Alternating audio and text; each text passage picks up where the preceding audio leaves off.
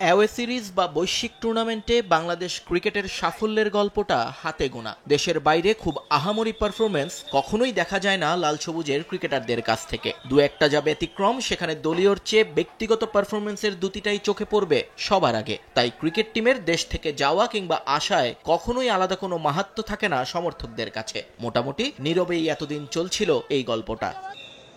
কিন্তু এবারের ঘটনা একেবারেই ব্যতিক্রম। বাংলাদেশ ক্রিকেট টিম দেশ ছেড়েছিল এশিয়া কাপ খেলতে। চ্যাম্পিয়ন হওয়ার স্বপ্ন দেখিয়েছিলেন জাকের আলী অনিক। পরে টুর্নামেন্টে দল এবং খেলোয়াড়দের পারফরমেন্সের কি দশা সেটার আলাদা করে বলার কিছু নেই, সবারই জানা আছে টুকটাক। কিন্তু এশিয়া কাপ শেষেও দেশে ফেরেননি তাসকিন মোস্তাফিজরা। আফগানিস্তানের বিপক্ষে টি-20 এবং ওয়ানডে সিরিজের জন্য থেকে যান তারা। এরপর সংক্ষিপ্ত ফরম্যাটে প্রতিপক্ষকে হোয়াইট ওয়াশ করে আনন্দে ভাসলেও বিপত্তির শুরু হয় ওয়ানডেতে। টানা 3 ম্যাচ হেরে হোয়াইট ওয়াশই শুধু নয়, আফগানদের সামনে কোনো প্রতিরোধী করতে পারেননি হৃদয়, মিরাজ, জাকেররা। ফলাফল ক্ষুব্ধ সমর্থকরা।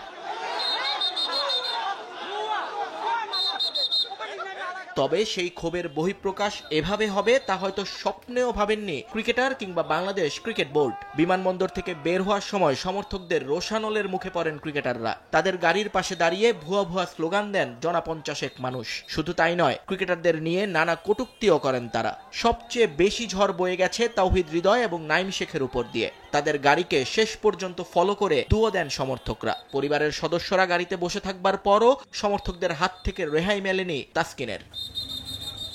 ক্রিকেটারদের মান বাঁচাতে পুরোটা সময় চেষ্টা করে গেছেন বিমানবন্দরের নিরাপত্তা কর্মীরা, কিন্তু কোনোভাবেই সমর্থকদের দুয়ো থেকে রক্ষা করতে পারেননি তারা। এতদিন ভারত পাকিস্তান সমর্থকদের এরকম বহু গল্প শুনেছে বাংলাদেশের ক্রিকেটাররা। এবার নিজেরাই হলেন সেই দুর্ভাগ্যের সাক্ষী। নিয়ন মোহাইমিন, সময় সংবাদ।